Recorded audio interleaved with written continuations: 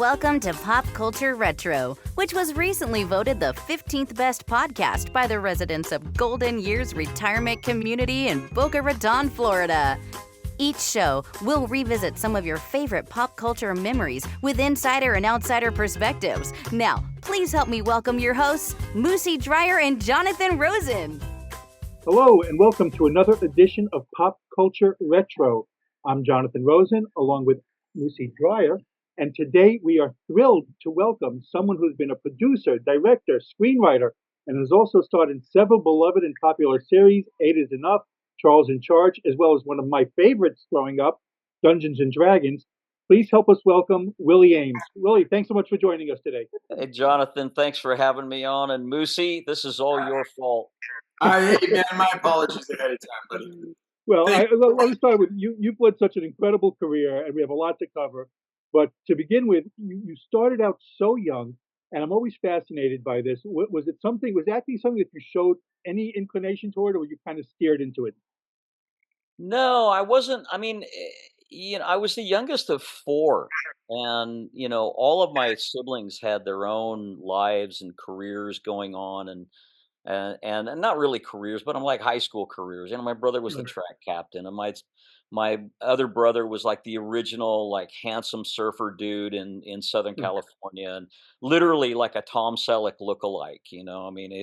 If he put on his Detroit cap and during Eight is Enough, if he walked anywhere, everybody thought it was Tom. And then my sister was doing her thing, and then there was me. I wasn't doing anything, as a little kid. And I had a teacher with a boyfriend who wanted to become an agent.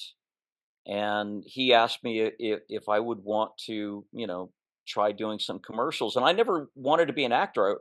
I wanted to be a marine biologist. I've spent my entire life focused on the ocean and, either diving in it, or I was either in it, on it, or under it in some form or fashion, my entire life. And I just thought, why not? It'll be something to try. My parents were dead set against it. Really? I came from a family of academics, college professors and biologists, and that sort of thing. And they said, "No, absolutely not. You'll never get anywhere, and you'll never get an education." So they were half right. And and I begged them to let me try, and they said, "We'll give you 3 months. If you can get a job in 3 months, then you can stay with it as long as it's fun." And 3 weeks later, I started my first show, and it's been fun for the last 54 years.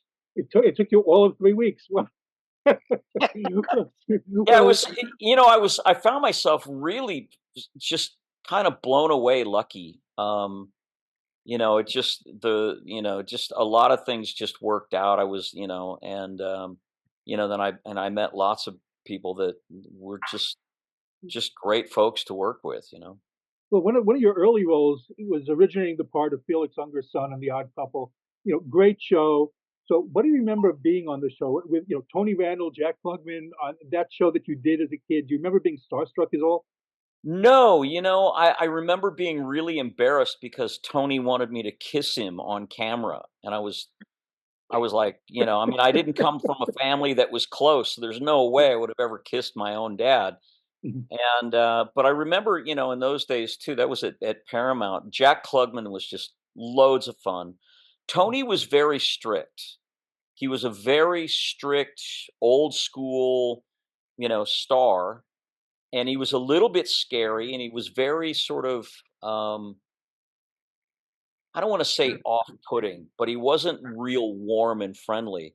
Now, oddly enough, years later, almost 10 years later, when I was in my late teens, I did a movie called Scavenger Hunt with We're gonna ask Tony. about that. And so it was like Tony Randall, James Coco, Cleavon Little, Roddy McDowell, Ruth Gordon, Vincent Price, Arnold Schwarzenegger, Avery Schreiber, me. Captain Crothers. Oh yes, Scatman was on. That was the first time I worked with Scat. Yeah. Cloris Leachman was on it, and Tony came up on the first day. We were all shooting at the Huntington Library in Pasadena, and we had all of these directors' chairs lined up with all of these different people, and it was just like Richard Benjamin and Richard Masser and all of these great people.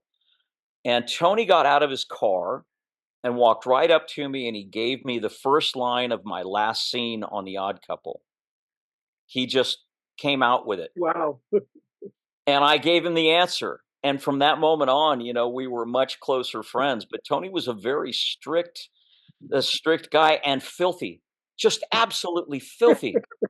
He once on Scavenger Hunt, he would do these limericks. He's like the classic old guy with filthy limericks, and he would walk up, he'd pace up and down the line of directors' chairs with all of the stars of the movie on it, and he would create these limericks. And I'll never forget, one of them, he said, "I bit the it out of clitoris, and what I had left was chloris." And Chloris she jumped out of her chair, "You son of a bitch," and ran after him. So he was that kind of prankster, and that kind of guy, and I have nothing but fond memories of him, because he was the ultimate professional. I just want to say, Scavenger Hunt, I watched so many times growing up, because it was one of the first movies that was like on cable a lot.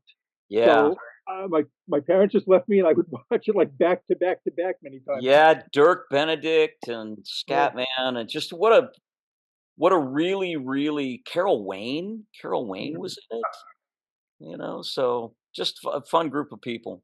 I was very fortunate. I always love to hear when the squeaky clean is really a dirty bird, like Tony.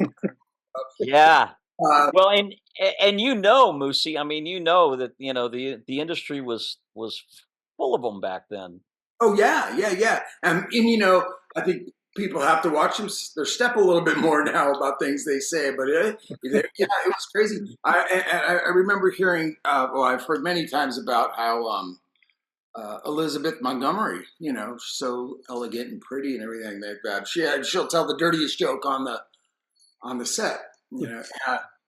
So I gotta ask you. I mean, you worked with some of the biggest television icon comedians ever, and did that influence you in any way, Moosie? It influenced me to. Oh yeah, I mean, yeah. You take, like you, I'm sure you take a little something from everything you do, and you whether you know it consciously or not, you apply to your process and to the future. So I've done a ton of theater, and in my life as a kid and as an adult. And when you brought up Jack Klugman, I was remembering. So the only time I worked with him was I did a play with Jack Klugman and Seda Thompson, Arthur Miller's Seda. All My Sons, and I freaking love Jack Klugman. He was the coolest guy. And theater people go, and actors are very superstitious. So before opening night, him and I, he walks by the Huntington Harper Theater is now the Ricardo Montalban, maybe, or I don't know. And he said, "Hey, you hungry?" I said, "Yeah." He's like, "Come on." He had this little like hickory burger spot, this shack next to the theater he'd go to before the show. And so I went with him before opening night. Opening night went well, and I had to go before every show with him because it went well. And he's superstitious. And those are the little. I mean, I know I steered away from your question, but in a sense, I didn't, because I'm superstitious too. Yeah, although I know none of it's real, but I don't open an umbrella in a house because you never know. And with theater, you just don't mess around with it. And now that's something that I admire, because I've never done theater. The closest I've done is a sitcom, and there's a part of me that would really love to do theater and really like give it a go, because I've heard so many wonderful stories about really settling into the character, but I've never done a play ever. It's something else. I totally recommend, at least at some point, get on the boards and do it. We had Greg Malady. So are you saying you and I should redo the Odd Couple somewhere? I mean, I want to see it. You knew that was coming, didn't you, Jonathan? Yes, I want to see it. I'll do the Odd Couple, sure, but I don't act. I'll direct it. Why don't you and we'll find someone? What do you mean you don't act? You spent your whole life acting. I know, but you know what? I found a way to. I love the process, so I found a way to stay involved in the process. Okay, so here's the deal. Mhm. Me as what was uh, Felix and Oscar? as Oscar Yeah, and Glenn Scarpelli as Felix. Glenn would be great. Ike would be great too. Like they're very, Yeah, Yeah. I pretty much walk around the house in whatever I went to bed in. Could be something, could be nothing. So you were on the Courtship of Eddie's father. I watched that show, like many of us did. I was like, that show really hit me. I grew up with, maybe because I grew up without a dad or whatever, but I just like Bill Bixby was just a comfortable presence and just the theme song when Brandon was adorable and all. If it would have come back another season, do you know if you were going to be a reoccurring character or what do you So remember? I did a few of those. We did those over at MGM, and Bill Bixby was just the sweetest, most wonderful, lovable, everything you wanted him to be, he was. Mhm. And Jimmy Comack produced, and he played was it Uncle Norton? And Tina, Tina, what was Tina's? Was on it. Yeah. And with Tina and I actually did another cartoon together. Wait till your father gets home at Hanna Barbera Yeah. in those Yeah. days. But Yeah. it was really wonderful, and Brandon, a lot of us kind of felt for Brandon because he had a rough childhood as well. Okay. First you have to bow like this. Bow? Pretty soon you'll be learning how to curtsy. Come on, show me some real stuff. Try and flip me. I can't, Harold. I'm just a beginner. Well, what would you do if I did this? Try and knock me down. I dare you. And then we got together a little bit later on in life, and when he came to visit Charles in Charge, and he was very cool, and I have to say, he and I had a little bit of a falling out because of some really stupid off the cuff remarks I made on a radio show one time, and he was so gracious about just saying, dude, you know let's put the past in the past. So I have nothing but respect for Brandon Cruz. That's great. That's great. Yeah, I didn't know that, and nor should I. mean, that's between you guys. It, But, yeah, no, it kind of made the rounds a little bit, but I gotta say that Courtship of Eddie's father is another one of those great memories for me. As there were so many of us that were the sort of television staple, and we all sort of bounced from studio to studio and show to show, and either saw each other at auditions or at events or whatever, and I really kind of miss that camaraderie, that kid camaraderie that we had, because we were a different, we were the LA kids, right? yeah, I mean, and it's more than that. It's. I think of it as like you and a handful of the others are the only people on the planet who understand or understood at the time anyway what my life was like. There's not many people, and it's not a sob story. You don't bring out a violin. It's just very different. It was a very, very unusual upbringing, and just to be in the industry, as you know, and it was a little club without being a club. Go ahead.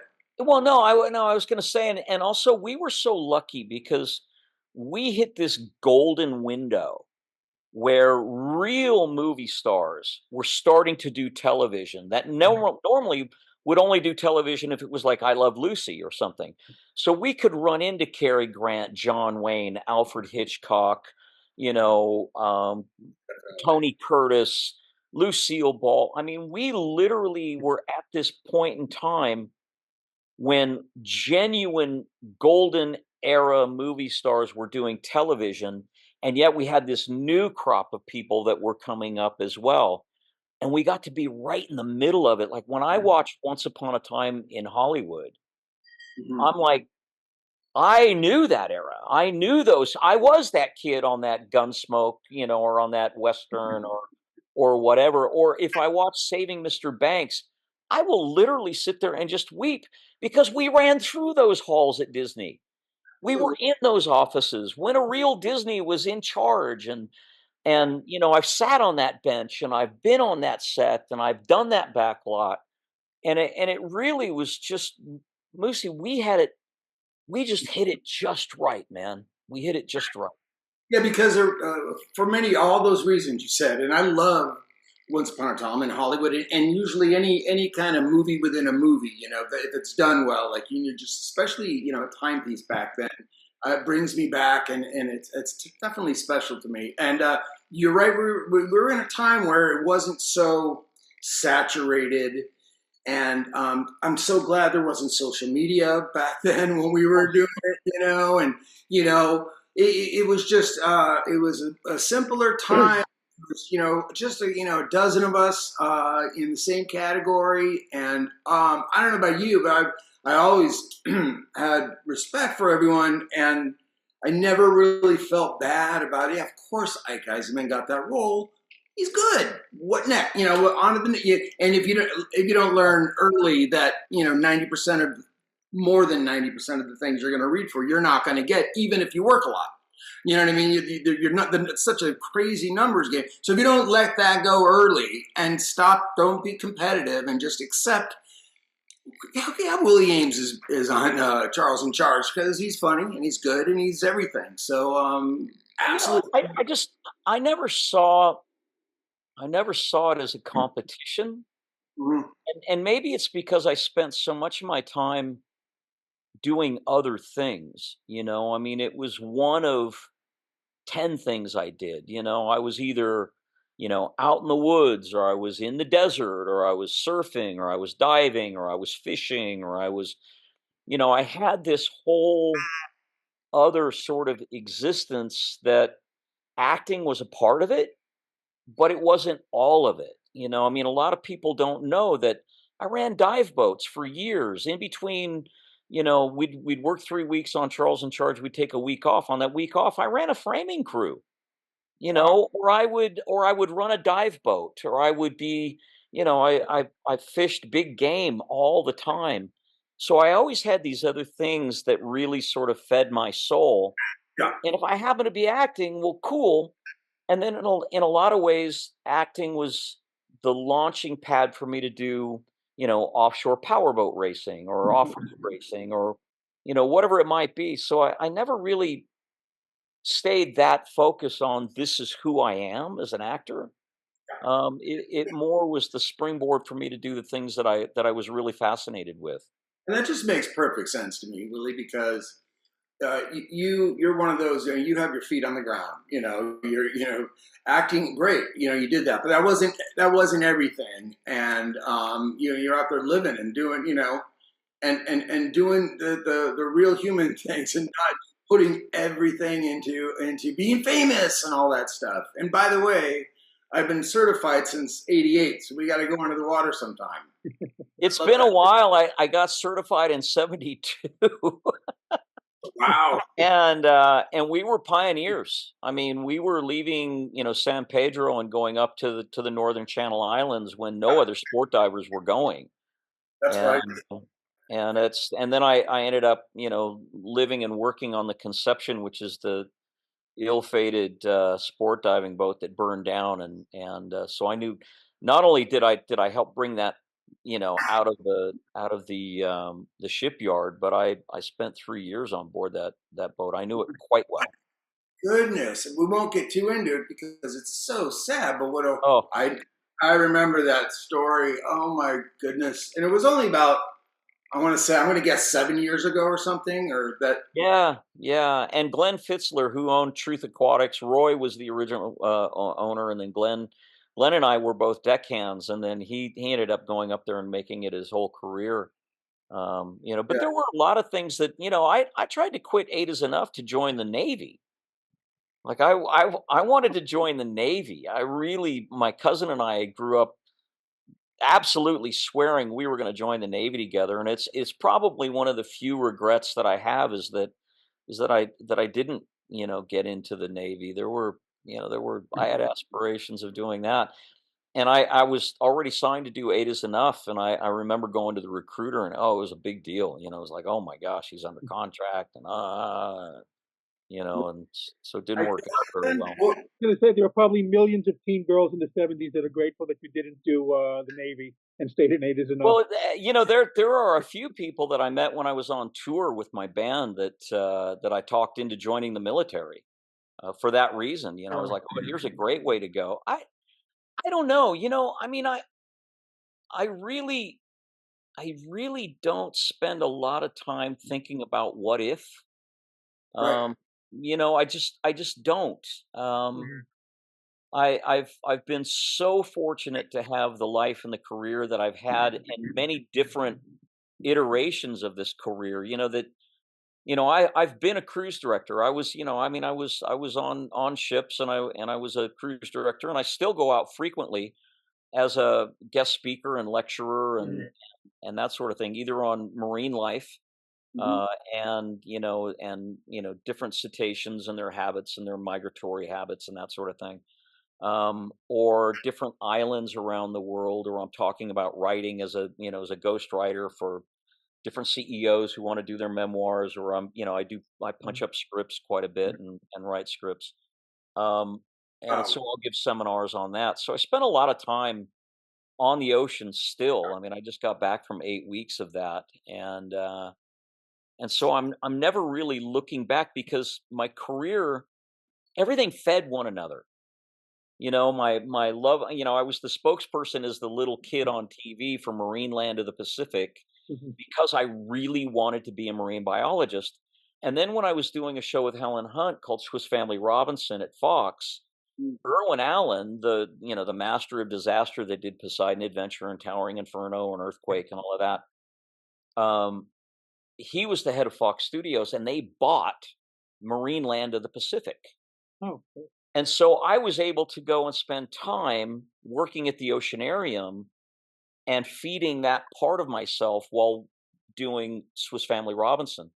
Mm. So all of these different things sort of fed my career in different areas in different ways, and I just sort of followed those paths, wherever they took me. And so I don't really look back and go, gosh, I wish, if I'd have done this or I'd have done that. I actually, there is one thing that I do look back on. And because my parents were so dead set against me being in the industry, even after, I mean, I had some success. I mean, you know, meet John Wayne, who cares? Lucille Ball, whatever. Become a cruise director, my son has made it. Um, you know, it, Wow. I think the one thing, there was a time I was doing a show called We'll Get By with Paul Sorvino and Jerry Hauser and Mitzi Hogue, and Alan Alda wrote and produced this show for CBS for a little bit. And they offered me an opportunity to go to New York and study. And my parents were I mean, I'm a fifth generation Californian. They didn't, you're not going to New York. And I think that's one of the other few regrets, is that I wasn't encouraged to go study my craft. I Uh-huh. just wonder how much better I might have been if I had gone and studied. okay, that's fair. However, Willie, you know, the whole game is happiness. Mm. Of life. You know, Yeah. you could have been, you could have not, been diving or been on the cruise ships or do anything else. You could have, and then you could have been like doing even more acting jobs, but not as complete as a human. It's all about happiness and being well rounded and understanding that, and yeah, no regrets, man. I wouldn't have any regrets. If I were you, I don't. I mean, I've made a cajillion mistakes in my life. So I'm not saying, we all make mistakes, Yeah. human, but I'm good at it. regrets are different. I excel. I'm a black belt at mistakes. Anyway, but I think you chose the right path, man. A nice balance of Yeah. you know life and Oh, so let me ask you, Willie. Sorry, I'm going to just shift Yeah, gears here because we're yeah. going to get. Go ahead. And I assume that we'd get to Eight is Enough. I want to know. I just want you to just walk us quickly through the process and how the show came about. And from my perspective, you and I had a mutual friend, the late Jeff Ballard. Yeah. And you know what? Cancer can kiss my ass, by the way. And he just left us not very long ago. And he once showed me because he handled like half the cast. He was a PR agent for like Adam and That's how we got to start. yeah, exactly. And he would show me the season end outtakes, like where curse words and whatever the outtakes of the show. Like I guess the cast all got, or I don't know how he had it. And I was so envious. I remember I was going, and you were hilarious in these outtakes. And I just thought, what a family! It felt like what a cool, comfortable family.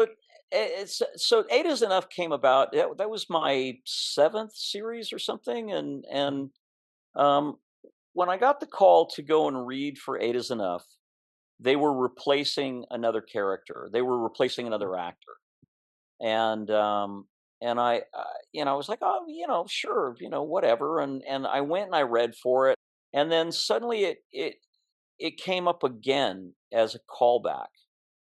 And I was in my freshman year in high school, and I used to sing in a group called the Madrigal Ensemble, which we all wore tuxedos, and we would go around all different places and perform a Renaissance fair or whatever. And I had a concert the same night as this callback, and so I had to wear my tuxedo because I had to like get to the callback and then drive all the way back down to Huntington Beach, where I live, to do this. And apparently that was one of the things that the producers just really latched onto. Is like, this is a normal kid, a normal guy doing normal things at a normal high school. And apparently that was one of the things that they really just latched onto. And so I ended up getting the job. And I remember the first episode that we did, we were shooting at a park, doing one of the famous Tush Bowl, flag football scenes. And the poor kid who originally had my part was standing off to the side watching with his mother saying, "You see that? That's what you should have been doing." And everybody was kind of talking about it. And I just said, "Hey, you know what? Give the kid a break. I mean, there's a million reasons why somebody may be replaced on a show. I mean, it doesn't mean he was bad. But can we just not talk about him? Because I don't think it's really fair." And I remember Dick coming up and he was saying that was really one of the kindest things. And Dick Van Patten was, without question, one of the kindest men. I think him and Henry Winkler, like two of the kindest men you'd ever meet in Hollywood. And I'll never forget that. And that sort of cemented my relationship with Dick as a friend. Not so much a mentor or a father figure, but as a friend. And I was very close with Diane Kay and Connie Needham and Grant Goody. The girls kind of did their own thing. But it was, it was a surprise. I mean, none of us, I'd had success until then, but not like that. I mean, Eight is Enough just became a really. Did your life, really start to change? Like after that, because now you were in Swiss Family Robinson and other series, like you said, but now this is like a hugely successful series. So how did your life change at that point? Well, it was the first time where I couldn't go anywhere. I mean, and suddenly, because I was already playing in bands and had been since junior high school, suddenly they decided to put the band on Eight is Enough, as another one of those normal things. And I went from being a garage band to, opening up for Rod Stewart and suddenly I'm doing real gigs, and I've got the guys from Three Dog Night, doing my record, producing my record, and I'm, with Karen Carpenter, and I'm with, you know, Ray Manzarek, and I'm meeting my heroes. I'm meeting, David Bowie and this guy, and it was really just, yeah, it was surreal. I mean, and a lot was happening fast. I mean, I would work on Eight is Enough Monday through Friday, do interviews at lunchtime, fly out on Friday night, play two different cities Saturday, Sunday, home on Sunday night, and so it was just this whirlwind of activity, and it became a blur. So yeah, life changed quickly. I mean, I was taken by surprise in a lot of ways. We mentioned Jeff Ballard, and Jeff and I, were friends. Jeff was hanging around the set. He was Yeah. like the kid that wouldn't go away. And Dick offered Jeff a job being his publicist.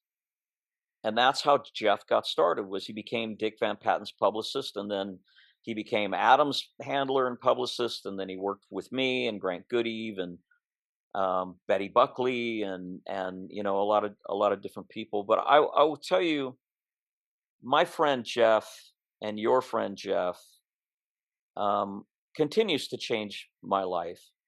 He was a champion for me all those years, and what many people don't know is that I've been the senior VP of media companies and marketing companies, and in my last capacity, about it'll be nearly 2 years ago now, I was CEO of a media company that did communications and marketing for 17 other companies under an umbrella, and where our offices were in Las Vegas, and we had Indy race teams, and we had Alzheimer's drugs, and we had solar energy and petroleum energy and property in St. Petersburg, and cultured diamond mines, and all kinds of different things that we did communications for.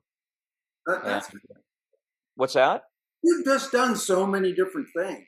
I will. Oh, yeah, but I wasn't happy.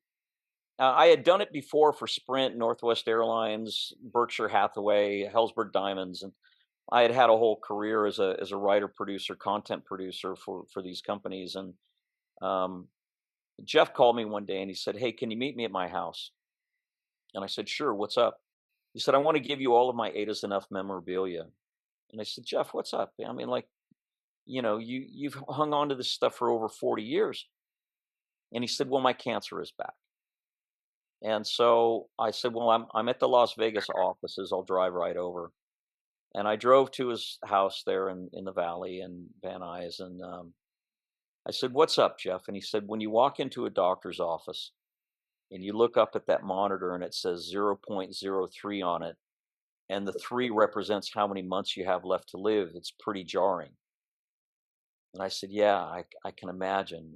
How you doing with that?" And he looked at me, Moosie, and he had big tears in his eyes, and he said, "Willie, I was in remission for almost 24 months, and I worried about all the wrong shit, and I can't get them back.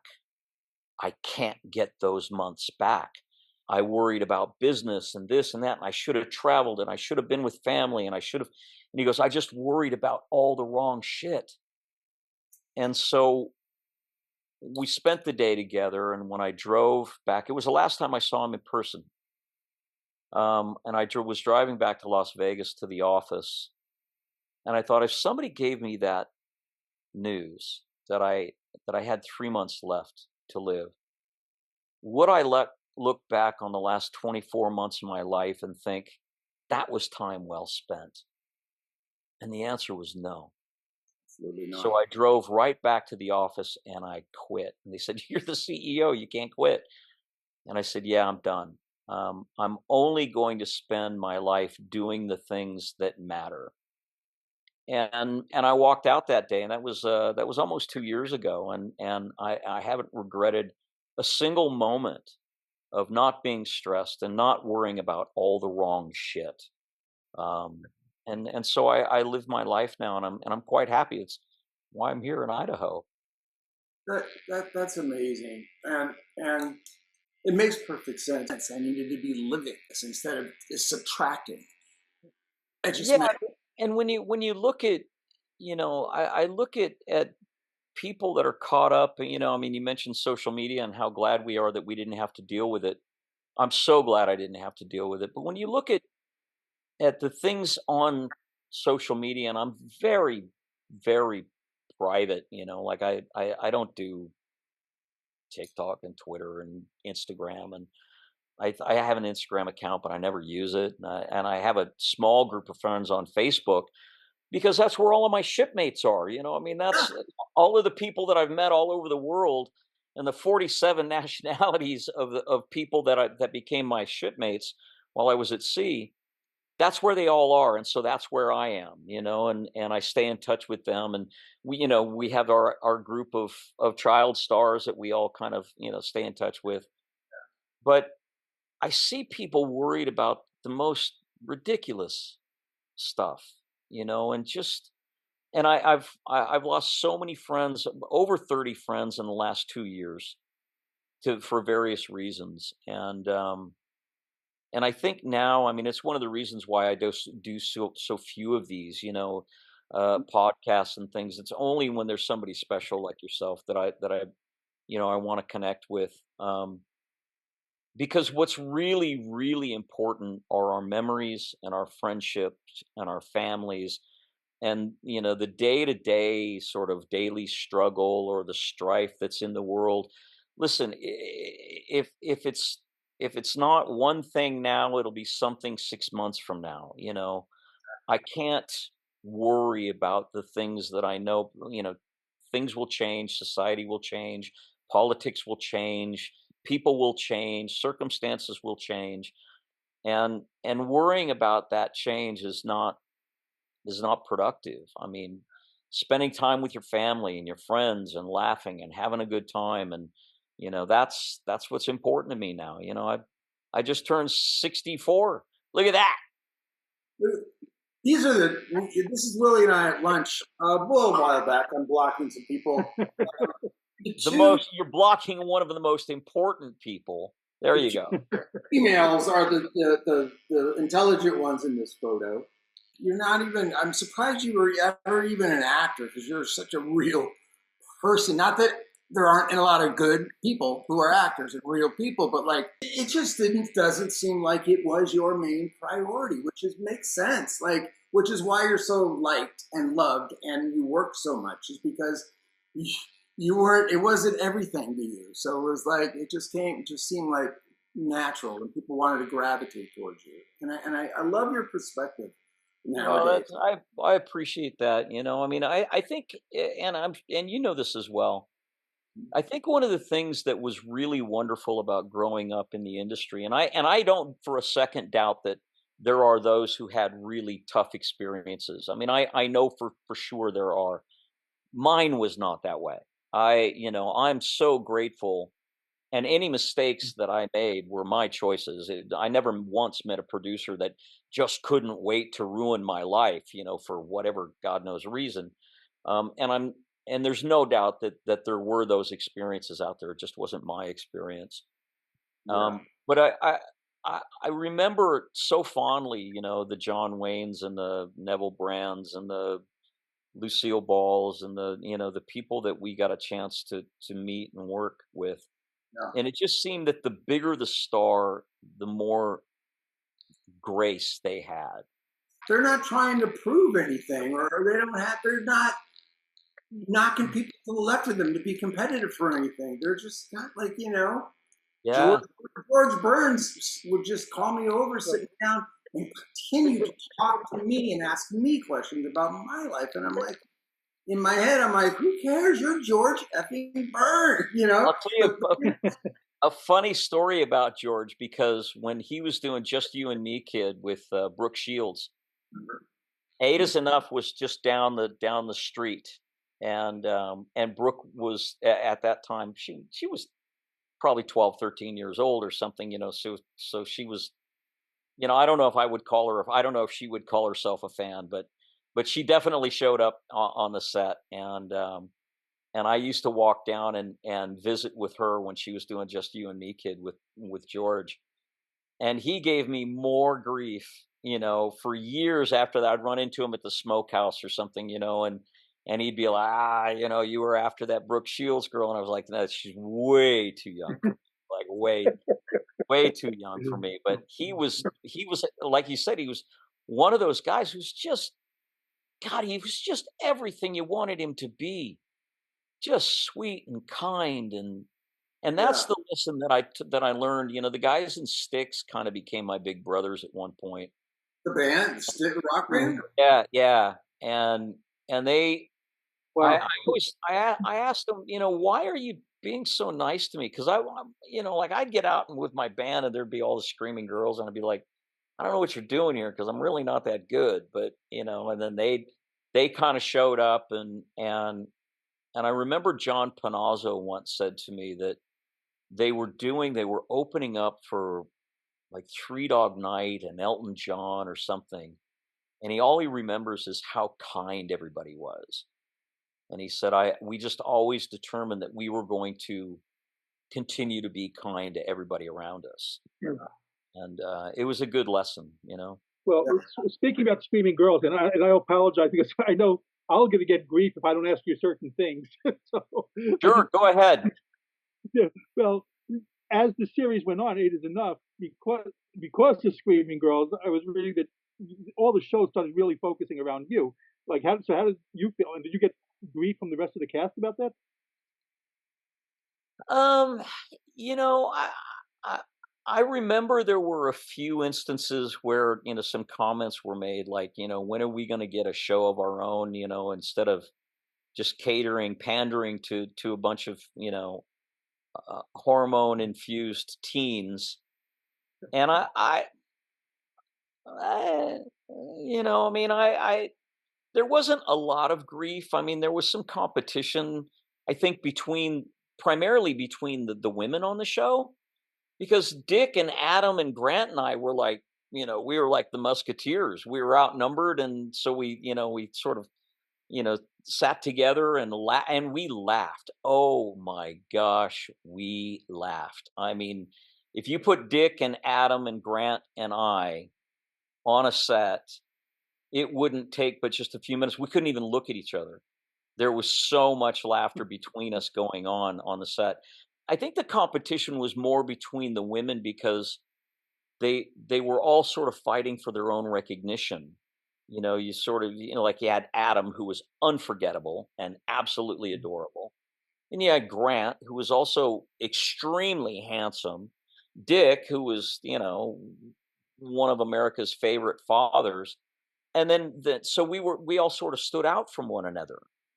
Whereas with the women, it was kind of like, well, Betty was young looking, and then there, and in fact, I think Lori was actually older than Betty, and there, so it was sort of like, oh wait, are you Elizabeth? Are you Nancy? Are you Mary? Who? Susan? Who?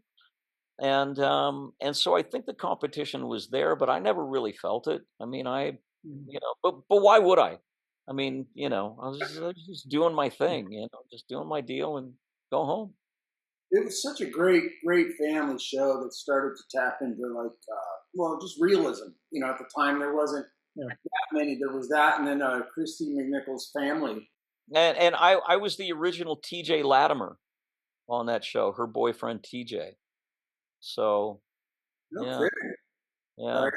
I gotta. In fact, I was more well known for family when Eight is Enough started than I was Eight is Enough, and then ABC was like, we're not going to have him on both shows. Now you got to choose.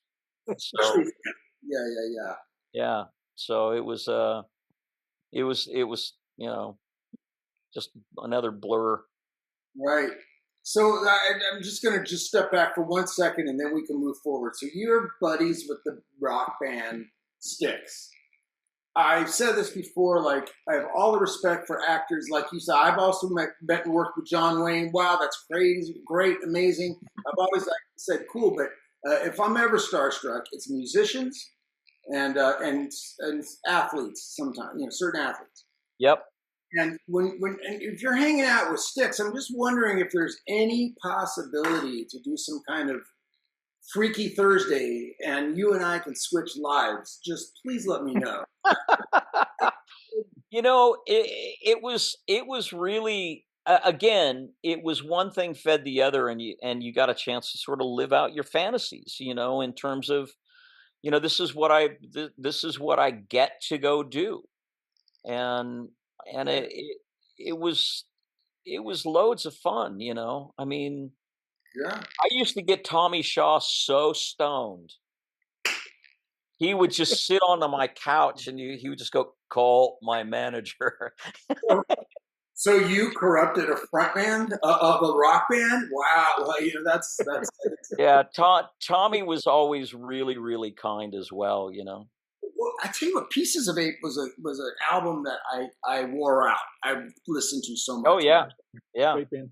I saw them just a handful, maybe 3 or 4 years ago at the Saban, I believe, here in LA. I went out and I got tickets, and he's killing it. He sounds great. Yeah, Tommy's chops are still great. I mean, I know that he and Dennis aren't getting along, and then John Panazzo, who I was really closest with, he passed, years ago, the drummer.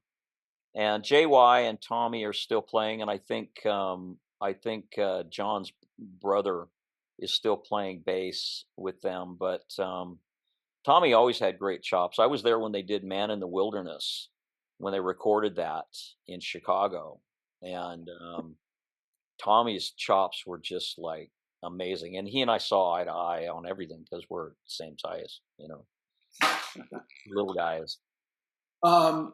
So Jonathan, I feel like I'm getting that thing where I don't know how to stop talking. I questions that we don't think we weren't planning to ask in the first place, just because it's Willie and he's just comfortable to talk and stuff. So, but I think we should get into. I want to ask real quick about Zapped or in Charles in Charge. Yeah. And So before we get to that, I have one that I do want to ask specifically, because this was religious viewing in my house growing up. Battle of the Network Stars. So you were on a couple. You did well. I watched your episodes again this past weekend before you came on. So I'm just really curious, what was the process like in that selecting the competitors? Did the networks reach out to you? Your agents, lobbied to get you guys on? Yeah, it's a network. I mean, the network, that was producing. I believe that was an ABC show, and ABC, put the whole thing together, and they would reach out and they would, ask you, what you wanted to do. It's like Circus of the Stars. That was a CBS show, and they would just call you up and go, "Hey, do you want to do this or do you want to do that?" And it was always an honor, and everybody wanted to do it. And then we recently did the reboot, a few years ago, and it was interesting because I was doing an interview, and they were trying to get me to talk about why Battle of the Network Stars should be back on the air. And what they were really hoping was that everybody was going to kind of be this ultra competitive, smack talking, here we go. And none of us wanted anything to do with it. We were all like, "Oh no, good friend, good friend, good friend, great memories." right. So it didn't have the appeal. And then I realized, I was talking to them, I said, Battle of the Network Stars was the only place where people could go to show off the other capabilities or abilities that they had. Like, if you look back on there, I was killing it in the swimming because I surfed all the time and I dove all the time. And then I realized the reason that Battle of the Network Stars would never work today is because in social media, it's 24/7 of all of these things you didn't know we could do. Yeah. So, so it by definition, it was not a show that people were going to watch because they were watching to say, "Wow, I didn't know that guy was an athlete, or this guy could run, or that person could swim, or this person was like that," and you had all of these different competitions. And nobody gives a crap today because that's all you see is 24/7. This is me doing something different. Even Circus of the Stars, which was kind of fun. I mean, you see people, doing, Instagram videos, skydiving off of the building in Dubai. I mean, how do you compete with that? You just can't. So I think about the Gabe Kaplan, Robert Conrad feud. I actually pissed Robert Conrad off so bad. because I absolutely kicked his ass one day. And I came back with an I Beat Bob Conrad t-shirt. Oh, And he was the most competitive guy I've ever met. I see you beating his ass and wearing the shirt. But Gabe Kaplan, and so here you got the Wild Wild guy. Was it Wild Wild West, the show? Macho Robert. Oh yeah, Robert Conrad. Oh yeah, Wild Wild West. And Baja Black Sheep. Baja Black Sheep, right? Yeah. Macho guy, and he was a little arrogant. Let's be honest. And Gabe Kaplan, they had this big. They were chatting, and it kind of got real. You could tell when there's BS, and you could tell when two people are actually butting heads and challenge each other. And it was kind of cool to see Gabe Kaplan beat him in whatever the race was. I mean, it was. Well, Jerry Mathers, Dick Van Patten, and Gabe Kaplan were fast. Like these guys, you wouldn't expect them to do what they do. They were surprisingly fast. But you got to remember too that Bob Conrad was a Golden Gloves boxer in the service. I mean, this is a guy that has been a competitor his entire life. Like hell. You and I want to run 100 to see who the fastest is? Yes. Go. All right. Yeah. So he had that sort of, kind of swagger. I know what it is why I thought I remember him being so macho, and this will be a perfect segue to Zapped. He had the battery commercial. I dare you to knock this battery off my shoulder. Right? Yeah, you're right. I had forgotten about that. I dare you to knock this off. And in the battery, that will zap you sometimes if it's strong enough. So tell us about Zapped. No, Zapped was one of two movies. I was doing Frank Capra Jr. was the head of Avco Embassy Films. His dad was the Frank Capra, right? Wow. And he had taken over Avco Embassy Films, and they had cast me in a movie with Phoebe Cates called Paradise. And at the same time, they were doing, one of the teen sexploitation movies that called for a real smartass and playing opposite Scott Baio. And Frank thought, I would be perfect for the role. And so he put me in both movies, both Avco in the same year. We did both of those movies. And we had a great time. I mean, Heather Thomas and Baio and myself and Scatman Crothers and I mean, all kinds of characters in that movie. And it was kind of a romp, I mean, the guy that I hung out with the whole time really was Scatman. I mean, I loved Scatman. Oh. He was a trip, and we had already worked together on Scavenger Hunt. So we had that connection, and Baio and I had done another series together called We're Moving.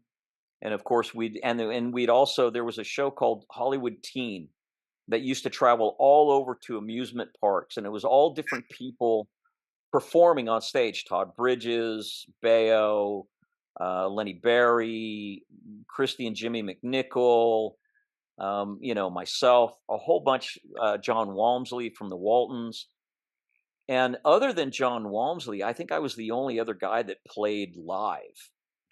Actually wasn't to track, we did it live, and so we had done that together as well, and so we sort of had a history, and we ended up doing Zapped together. We had a good time. I mean, it was one of those crazy teen sexploitation films of the 80s, like Porky's or whatever that was going on, and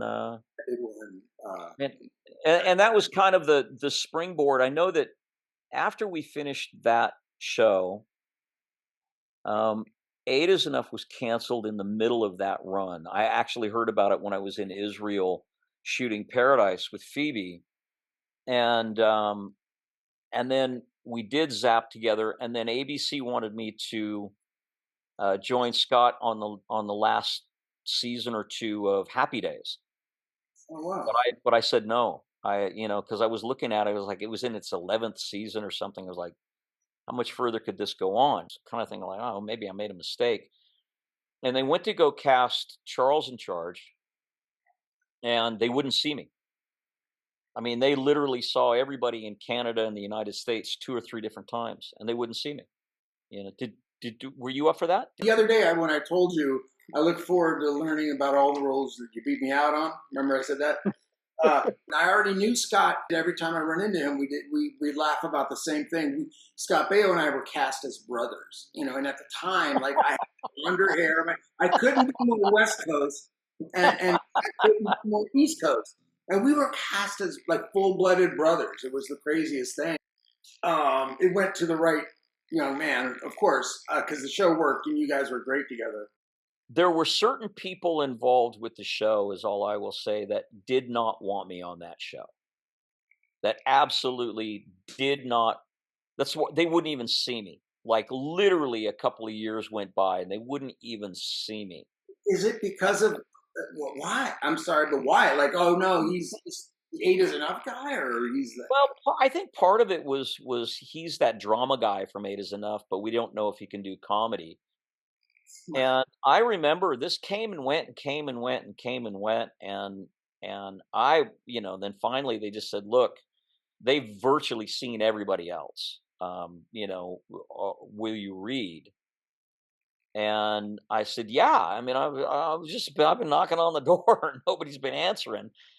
So I went and read, and read with Michael Jacobs and Al Burton and everybody else in the room, and they sent me to the network, and I went to the network, and they said, where the hell have you been? I said, just trying to get in, and that was that. It's just crazy. No, that's the dramatic guy. So Scott Baio came from a comedic background on all those years of Happy Days. Right.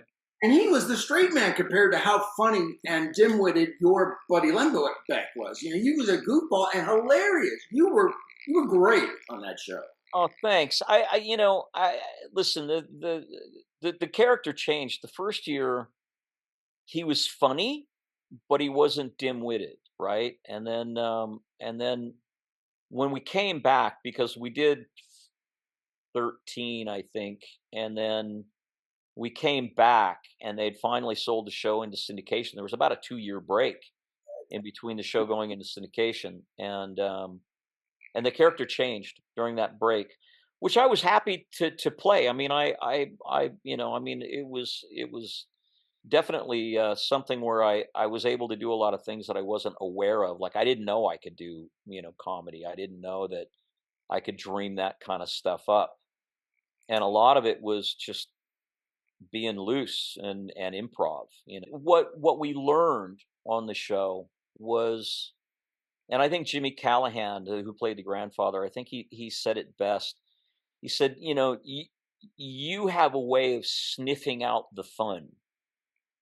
And we had a situation where we could really, we knew when we came back in syndication, we were picked up for 100 episodes. So we weren't going anywhere. Wow. And when you have that kind of security and freedom, they guaranteed you 100 to start? No, we did 13. We did 22. So it would have been, because we did 122 of them. We did 22 on CBS. And then we came back in syndication and did 100. And the pickup was for 100. Wow. And when you've got that kind of opportunity, you're not worried about whether or not the ratings are going to go up or down, or you're going to get 4 more or 2 more or 1 more with the network. They basically just said, go have fun and do these episodes. And so we did. So we took more chances. And that's, I think, probably one of the problems with shows today, is that you can't take any chances. There is no room for error. Right. So if you've got 100 episodes and you get to go down this and you get to sort of sniff out the fun, then what works this time could work better next time, could work better the time after that. And that's, I just finished, one of the things that I like to do now is I like to do things that are really sort of risks with other people. Like I did this silly, little indie film, and some friends of mine that I know, they put up their own money and they're like, look, if you're going to put up your own couple $100,000 to do this, I'm in, I'll help you. And I just did another one. And the fun is in figuring out what works.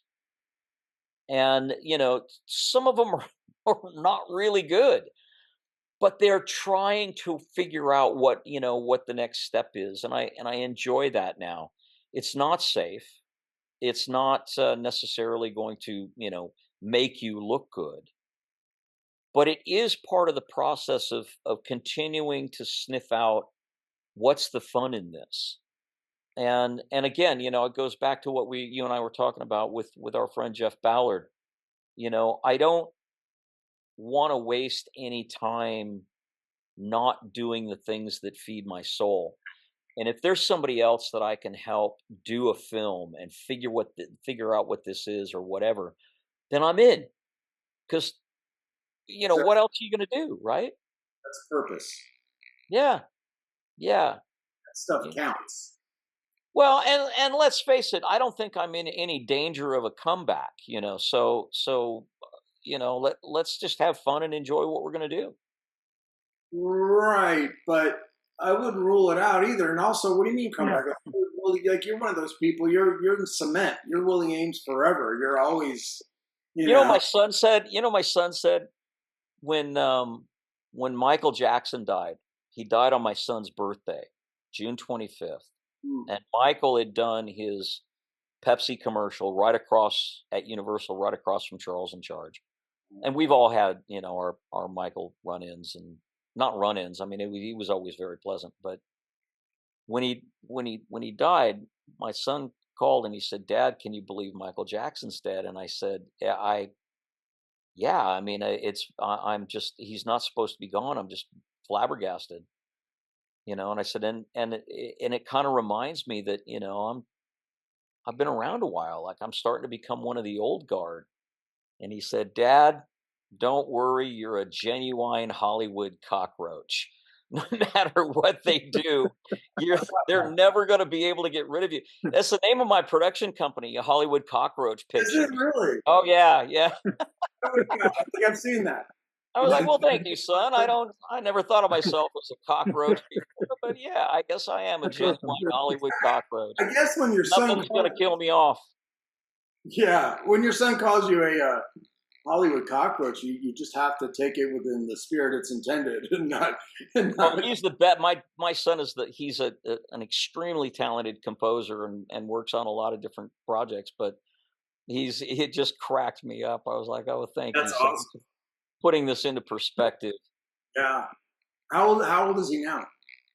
He just turned 43. Really?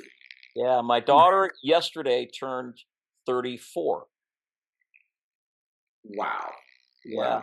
I don't know why. It's just because. In fact, my son was born in the middle of Zapped. Oh, no kidding. I had to leave. I had to leave the big fight scene in the gymnasium, the Carrie sort of fight scene in the gymnasium, to go be at the birth of my son. Awesome. Wow, that's great. Kind of awesome. Maybe you would have just rather been at the birth of, around. But that's kind of crazy, man. Yeah, it was pretty fun. And he was also in. There's a school scene, the very last episode of Charles in Charge. He's in a classroom in that show. So did he have dialogue, or did he just want to be in it? No, he was just there. How cool though! Yeah. I think he was so proud of his dad. Dad was one of the stars of the show, and I'm sure what a cool experience for both of you. What I'd like, I mean, he is a killer bass player and a great composer, and he does he works on a lot of stuff you'd know. Yeah. And, but he doesn't like people knowing. He's like, "I don't want anybody to know I'm your son." Well, because he got his humble from his dad. He just wants to do it on his own, right? Yeah. The one thing I would like to do is I'd like to play one last live gig, where he and I are on stage live together. That'd be great. Yeah, that is more than a possibility. I mean, do that. I will use one of Moosie's 4 segues just to talk 1 second, to talk a bit since we're talking about kids. There is one more thing that I do have to ask about. Dungeons and Dragons. I Yeah. loved it. I loved it growing up. It was one of my favorite cartoons. So I just want to know about how'd you get involved, your experiences on that too. Well, the creator of that particular show was Hank Soroyan, who also did the Muppet Babies, and he did all kinds of other. And he was the nephew of the famous author William Soroyan, and he was also one of the funniest men I'd ever known. We lost him just a couple of years ago as well. And he was just an amazing writer and comedian, and we had some mutual friends. And he came to me and he said, "Would you want to do this?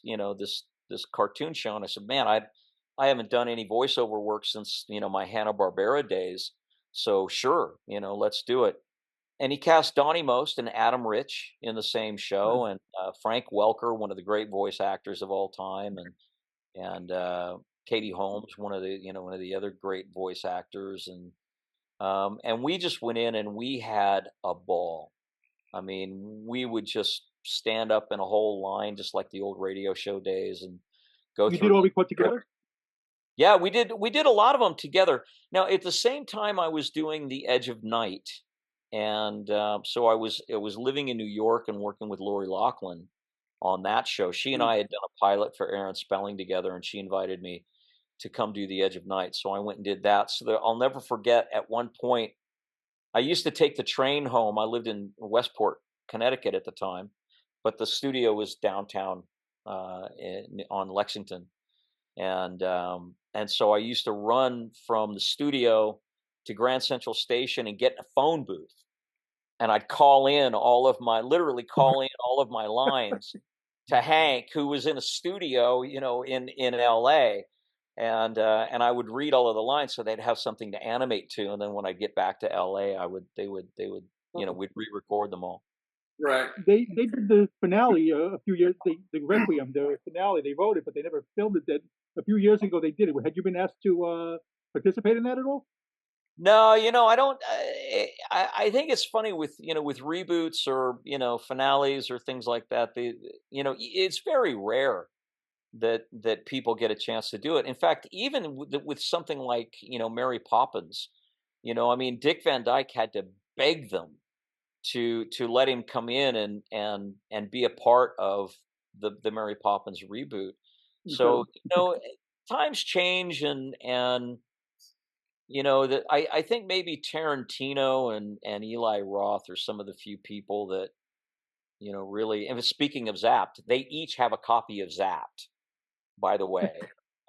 Eli Roth is said, at some point you need to come over to Quentin's house and give us all of the behind the scenes play by play as we run the movie. And I'm like, man, to meet Quentin Tarantino, I know you don't do a lot of these podcasts, and I want you to be able to. I want you to still speak with me in the future. So I don't want to. I mean, like in real life, I still want to be friends. So I don't want to hold you too much longer. I want to ask you this one last question.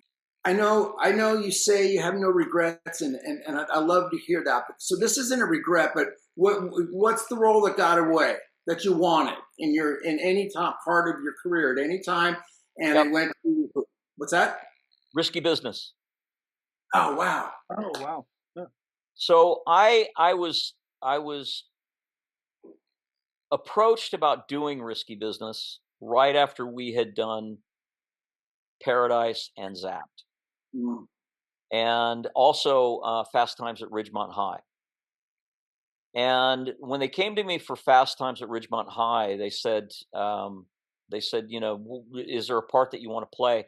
And we'd just done Zapped, and I was like, I don't know if I want to do another, sort of like teen, whatever, and I passed on it. So they said, well, we're going to use Phoebe then, and I said, okay, great. Which turned out to be an iconic role for Phoebe, and so many. I mean, it broke Sean Penn and all of that. So that was really bad taste on my part, I guess. And then with Risky Business, when we had done Paradise, they wanted us to shoot a whole bunch of sex scenes that Phoebe and I weren't interested in doing, and they weren't in the original script. And the producer and the director, who was also the writer of the film, were in a war. And it was a war on the set. I mean, it was a really, tumultuous time, and we were shooting in Israel and all of these different things. And it was such a bad experience. And then when Phoebe and I went to the Cannes Film Festival, and we went in to see our movie for the first time, there were all of these double sex scenes that we never shot. And we were both furious. I mean, just outraged that they had thrown in all of this sort of softcore porn that Phoebe and I refused to shoot in the first place. Like body doubles? Yeah, all body doubles. Wow. And I had never been violated that way before, as in, somebody just throwing that in. Absolutely. So that's messing with your and Phoebe's brand, Yeah. I mean, both she and I both got up and walked out of the theater in Cannes, and that turned into a whole other thing. But when the Risky Business script came along and I read it, there was a lot of sex scenes in it that eventually didn't make the movie, and I just read them and went no. And then I thought about it for about 3-4 months, and and I called my agent and said, "Hey, call them back up, because I think I would be interested in that." And they were like, "Way too late. We've already cast it." There's no way I would have ever even come close to doing what Cruise did on that. I mean, John Adnett, Steve Tisch. I never would have understood it the way that he understood it. And I never could have pulled that thing off the way that Tom pulled it off, who was a super, super nice guy. I mean, I remember we were at Zoetrope doing screen tests for The Outsiders, and I was on the stage, and the phone rang, and this person goes, "Oh, I'm looking for Tom Cruise." I was like, "Is there a guy named Tom Cruise around here?" That's because none of us knew him at the time, but he was so kind and sweet. But yeah, I would say Risky Business is the one that got away. Yeah, well, before you mentioned just thinking about Tom Cruise, I was going to say, well, good thing you turned that down, because what happened to that guy? But yeah, I mean, but it just wasn't meant to be. I mean, you just kind of gotta. I'm sure you would have been great, but like, Tom Wouldn't Cruise, have been the same. I mean, it's the same, and you could say that about a lot of different actors in different roles, where you just go, well, thank God you didn't get it, because this guy just nailed it, and yeah. And I think it's better if you lose a part you wanted, but then you see how good that person was. It's easier. It's like, all right, okay, like And the other thing is that I mean, quite often one of the things that people, I hear people say, why did you do this movie? I mean, that was just a piece of shit. And you go, well, none of us, you never know. You didn't know. I mean, it's none of us start out to, we're not trying to make a piece of shit. Yeah. I mean, and I guess sometimes you could, if that's the kind of movie it is, but you sort of look at this, and sometimes you want to see a better movie, like you envision this better movie, and then you realize that it's not going to be. There's a lot of moving parts to make a film, and it's funny because I've been asked the same question, and what are you going to say? Like, well, at the time, my agent and I thought, like, let's find like a real piece of shit to act in. Let's do something horrible. Well, listen. There are things that you just go, I need the dough. Sure. I need the dough. So I'm doing it, and you hope that you can withstand a few of those things, and, time heals all wounds. So you do. Hey, Willie, man, you are just salt to the earth. You're a good guy. And I know you don't do these, and I really thank you, genuinely. Like, you're just. Yes, thank you for coming. Really thank you.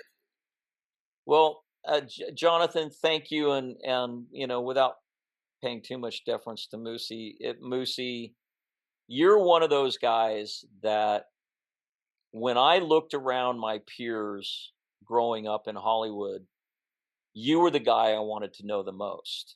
And and we never worked together. I wish No, we had, but you were one of those guys. But you were just a cool character, man. And I've always admired you, and that's why when we got together later in life, I was like, yeah. And you are the same way. You're just a normal, salt of the earth, hardworking. I mean, anybody that Aaron would fall in love with. I mean, what is wrong with her? it's the same thing. It's the same disease Winnie has. Oh, shit, you witty. Your wife, she's so lovely. She's so lovely. Hey, so next time you're in LA, let's get together.